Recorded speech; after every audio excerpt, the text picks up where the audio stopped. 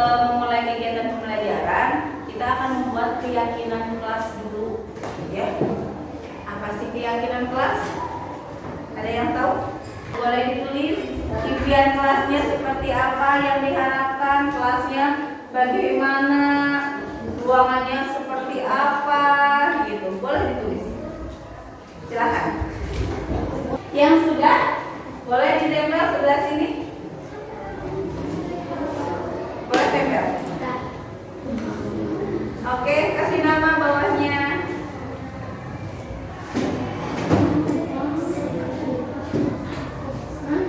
Yuk.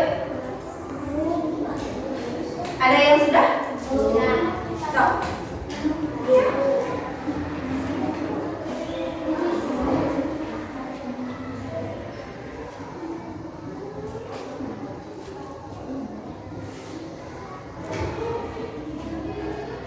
Boleh tulis sini tempel.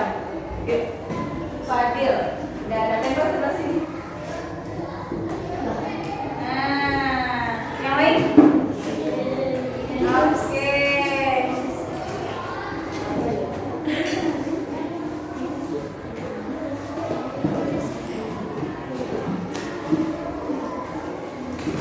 Dibarisin aja di sebelah sini. Terus.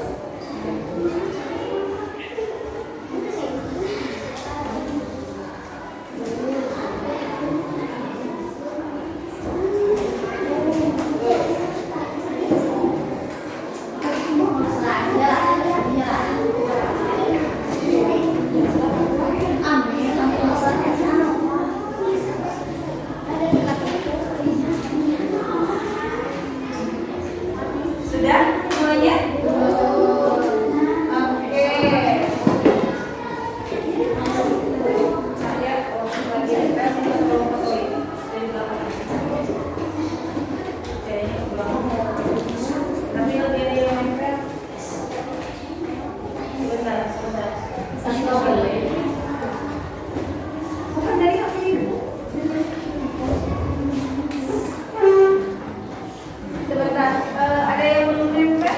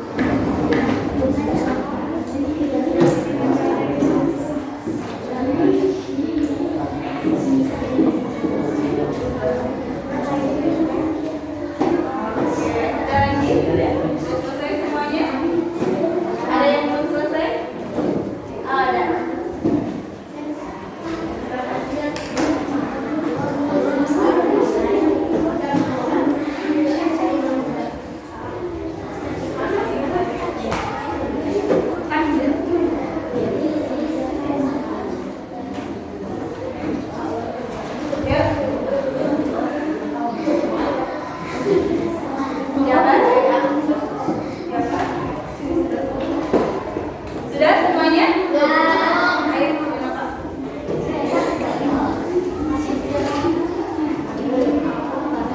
Oke, baik. Sudah, belum.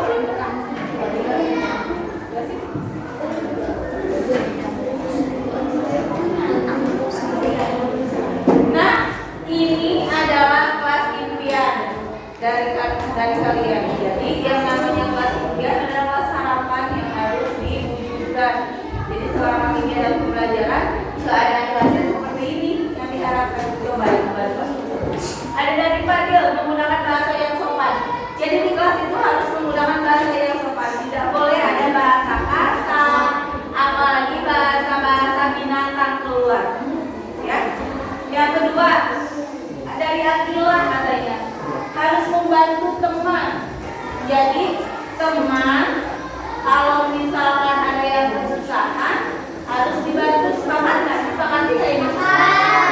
Ini sepakati menggunakan bahasa yang sopan. Bekerja kelompok katanya. Bekerja kelompok. Oh mungkin jadi kalau nanti ada tugas kelompok harus dikerjakan secara berkelompok. Suka ada nih yang nggak mau mengerjakan kelompok bareng-bareng ya. Sepakat nggak ini yang bekerja kelompok?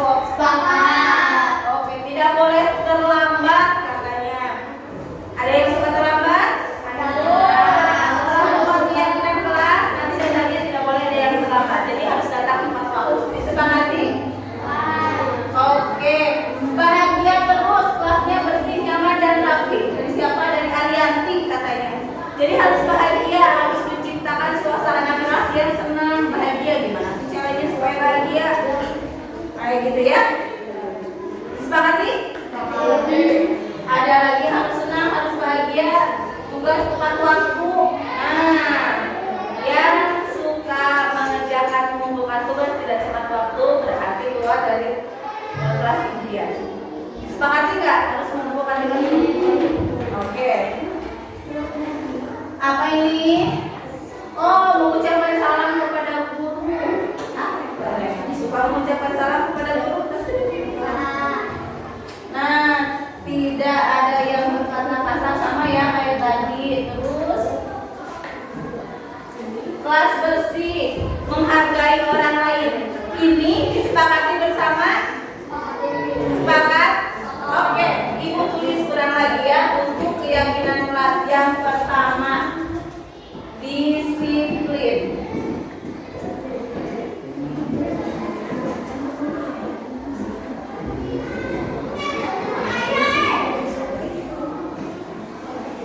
Terus apa lagi?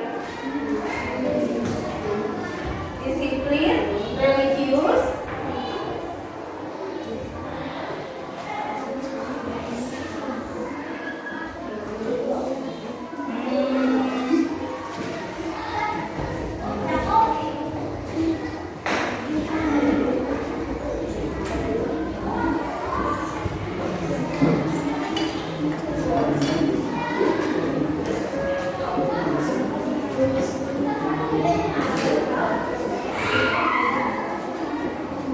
Oke, baik.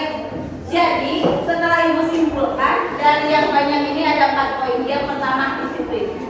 Disiplin, tidak boleh ribut tadi. Berarti di kelasnya harus disiplin. Bisa disepakati? Bisa disepakati?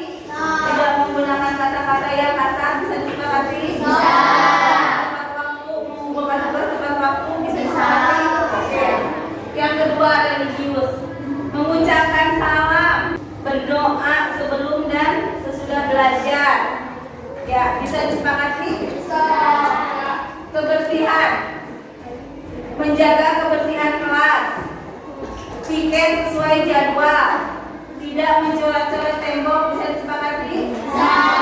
Membuang sampah pada tempatnya. Terus menghargai orang lain. Tadi ya, bisa membantu. Terus tidak menghina, membantu teman, tidak boleh membuli. Bisa disepakati? Bisa. Inilah kesepakatan kelas 5A yang harus atau keyakinan kelas 5A yang harus disepakati dan dijalankan demi kelas impian. Oke, bisa disepakati semuanya? Ya, terima kasih. Assalamualaikum warahmatullahi wabarakatuh. Cep, tahu nggak kenapa dipanggil sama ibu? Tidak. Nah, kemarin waktu ujian ibu lihat ternyata Cep nyontek di kelas. Kira-kira menurut pendapat Cep baik nggak kalau nyontek itu? Tidak ya. Nah, kalau perbuatan salah itu manusiawi. Semua orang pasti melakukan perbuatan yang salah, yang pernah melaksanakannya, tetapi tidak boleh mengulangi kesalahan yang sama. Baik. Nah, pastinya nih Cep punya alasan tersendiri kenapa kemarin Cep menyontek. Tidak belajar. Kenapa tidak belajar? Malas. Selain malas ada lagi? Main HP terus. Nah, oke, baik. Di awal semester kita sudah membuat kesepakatan kelas nih.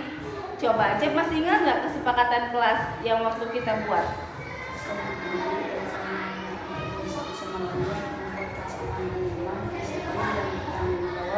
Selalu semangat dalam belajar dan jujur. Kira-kira kesepakatan kelas mana nih yang Cep langgar? Jujur. Berarti Cep tidak jujur ya. Kesepakatan nomor 5. Nah, rencana kedepannya apa yang akan Cep lakukan? Belajar dengan giat. Apalagi? Tidak main HP terus-terusan. Terus? Tidak bermalas-malasan. Ada lagi? Tidak boleh mengulangi hal yang sama. Dan Cep harus pede ya melaksanakan ujiannya sesuai dengan kemampuan sendiri. Oke, baik. Nih, bagaimana nih perasaan Cep setelah melaksanakan restitusi ini? Lega? Oke, baik. Itu ya yang terpenting. Tahu apa yang Cep perbuat itu salah dan tidak akan mengulanginya lagi. Oke, baik. Terima kasih. Mudah-mudahan Cep nanti ada perubahan ya, tidak mengulangi kesalahan yang sama. Baik, terima kasih Cep. Assalamualaikum warahmatullahi wabarakatuh. Selamat siang Ibu Bapak Dewan Guru SMP Negeri 1. Saya mengucapkan terima kasih atas kehadirannya untuk kegiatan diseminasi atau penimbasan terhadap materi-materi yang telah saya dapatkan selama program ini.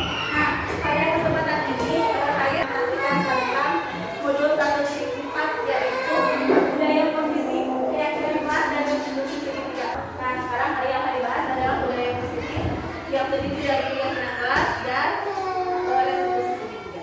Keyakinan kelas itu sendiri adalah nilai-nilai kebajikan universal yang disepakati secara tersirat dan tersurat lepas dari latar belakang suku, negara, bahasa maupun agama. Coba, itu adalah pengertian keyakinan kelas. Ada yang tahu kenapa sih keyakinan kelas? Kenapa bukan peraturan kelas?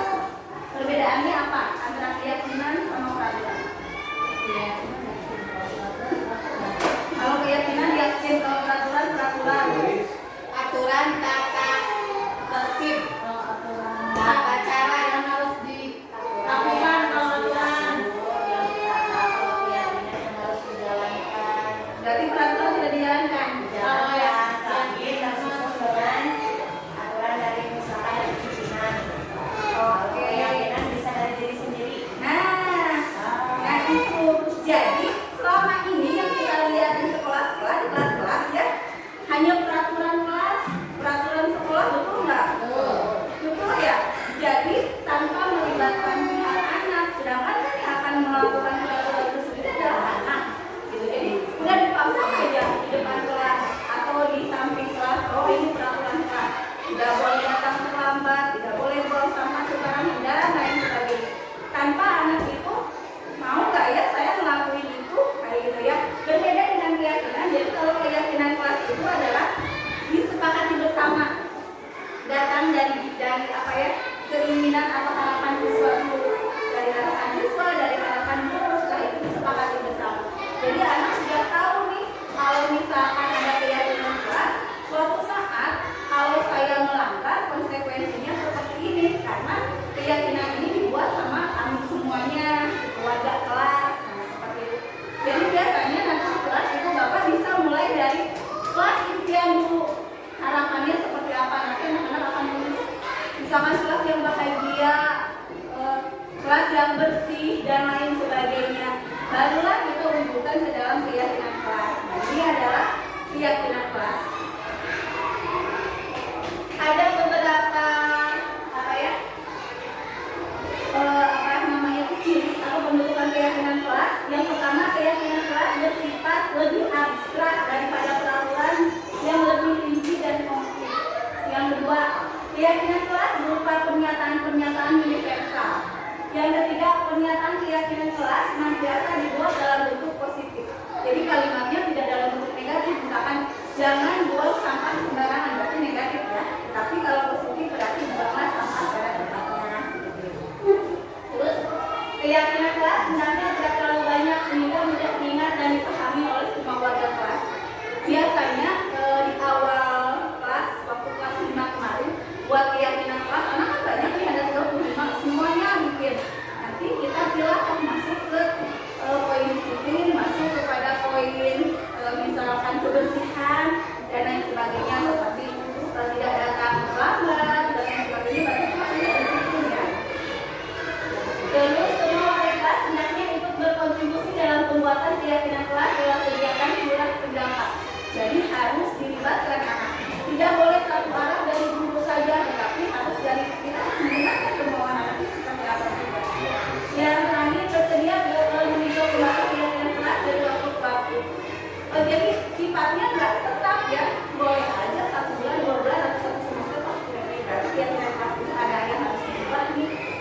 ditambahkan dan lain sebagainya. Jadi itu boleh. Terus pembentukan keyakinan kelas ada banyak susunannya. Salah satunya yang tadi, dan harus ditulis dalam bentuk kalimat positif. Contoh kalimat negatifnya, jangan berlari di kelas atau di koridor. Positifnya, berjalanlah di kelas atau koridor. Coba, saya ada beberapa nih, ibu sama bapak bisa nggak mengubahnya ke dalam kalimat positif? Yang pertama, jangan membawa sampah sembarangan. Jangan buanglah sampah pada tempatnya. Itu dapat jadi positif ya. Yang kedua, jangan ribut. Emang ribut? Jangan ribut. Harap tenang. Kita harap tenang atau tenang itu indah. Tenang itu indah. Ada lagi? Berbicara dengan lembah lembut, dengan sopan, berbicara dengan sopan. Jangan mencoret-coret tembok. Bersihan di kelas. Jagalah kebersihan kelas, jagalah kebersihan tembok. Jangan melanggar keyakinan kelas. Kalau jangan melanggar keyakinan kelas, Jangan melanggar keyakinan kelas. Maksudnya disiplin, tapi kita kalimat positif dulu buat laksanakanlah kata tertib di kelas. berarti laksanakanlah keyakinan kelas. Ya. Jangan datang terlambat.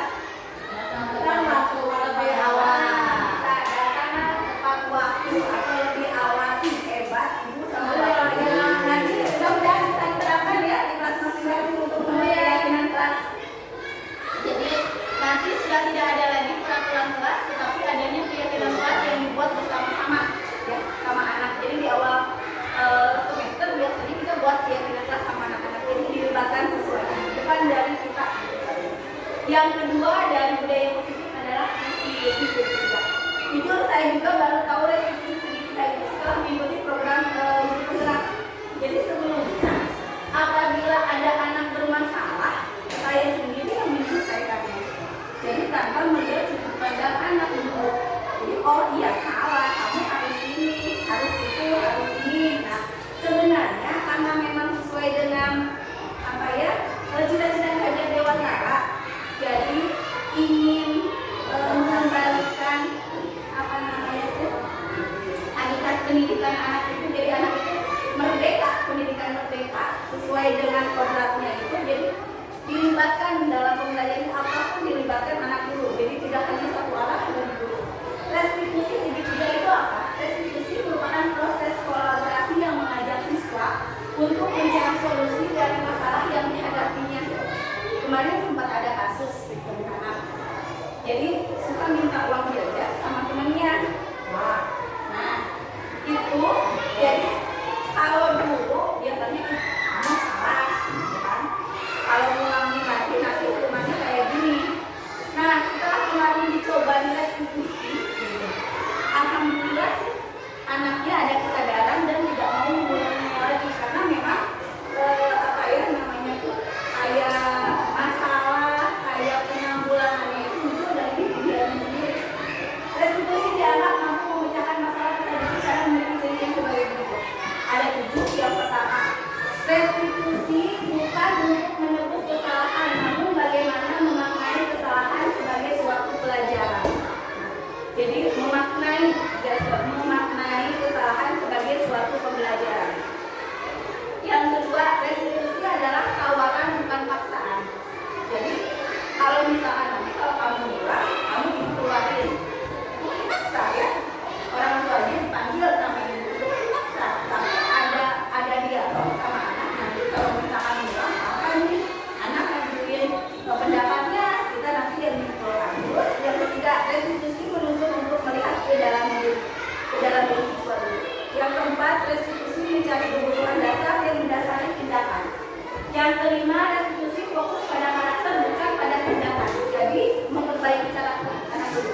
Yang keenam, restitusi fokus pada solusi. Jadi solusinya apa nih nanti? Yang ketujuh, restitusi mengembalikan siswa yang berbuat salah pada kelompoknya.